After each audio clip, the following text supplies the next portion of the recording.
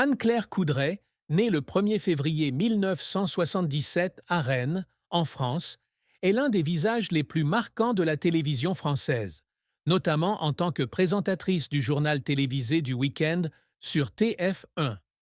Avec son sourire chaleureux, sa voix grave et son style professionnel, elle a conquis des millions de publics. Mais derrière cette auréole, Anne-Claire portait en elle la plus grande tristesse de sa vie. La tristesse d'avoir perdu sa famille et la profonde solitude qu'elle a connue dans ses premières années. Cette tristesse vient de l'enfance d'Anne-Claire. À l'âge de 7 ans, sa mère, une institutrice dévouée, décède subitement d'un accident vasculaire cérébral. Le décès de sa mère a laissé un vide incompressible dans le cœur d'Anne-Claire. Son père, ingénieur en construction, bien qu'il aimait beaucoup sa fille, en raison de la nature de son travail, il devait souvent voyager, il ne pouvait donc pas passer beaucoup de temps avec elle. Anne-Claire a grandi sous la garde de sa grand-mère, une femme stricte mais aimante. Cependant, l'absence de l'amour de sa mère lui a laissé une blessure qui n'a jamais guéri. Lors d'une rare conversation avec une amie proche, elle a dit un jour : « Je ne me souviens pas clairement de la voix de ma mère, mais je me souviens du sentiment de vide qu'elle a ressenti lorsqu'elle m'a quitté. C'est là que j'ai compris pour la première fois que la vie pouvait être cruelle. » Cette tristesse ne s'arrête pas à la perte personnelle. À l'âge adulte, Anne-Claire a également dû faire face à un sentiment d'impuissance lorsque sa grand-mère, qui avait remplacé sa mère dans sa vie, est décédée alors qu'elle avait 25 ans.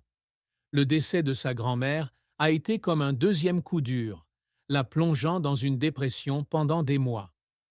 Anne-Claire a écrit un jour dans son journal intime : « J'ai perdu les deux femmes les plus importantes de ma vie, et à chaque fois, je sens une partie de moi mourir. » Cette tristesse n'est pas seulement une perte, mais aussi un sentiment de solitude durable, car elle doit affronter le monde seule, sans un soutien spirituel solide. Bien qu'elle ait trouvé plus tard du réconfort dans sa carrière et son amour pour Nicolas Vix, cette plus grande tristesse est restée un coin caché de l'âme d'Anne-Claire.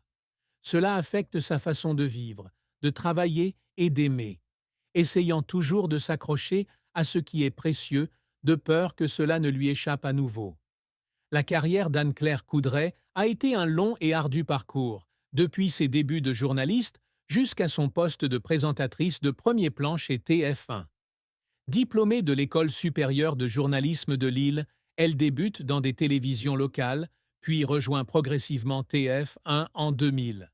Jeune reporter, elle impressionne rapidement par son intelligence, sa perspicacité et son excellente capacité à gérer les situations.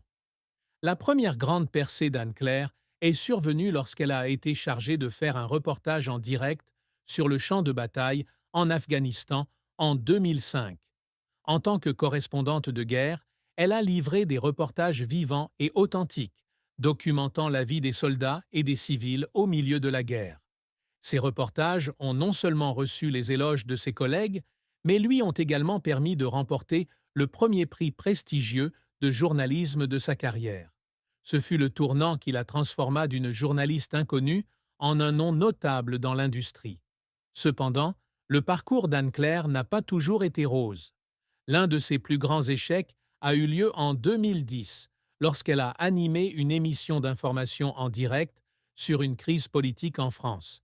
En raison de la pression du temps et d'informations incomplètement vérifiées, elle a accidentellement fait un commentaire inexact, ce qui a provoqué une vague de critiques de la part du public et de la presse.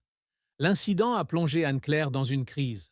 Elle a raconté un jour à Nicolas Vix qu'il y avait des nuits où elle était assise seule dans son bureau, en pleurs, à cause d'un sentiment d'échec et de culpabilité. « Je pensais que je ne méritais pas ce travail », a-t-elle déclaré.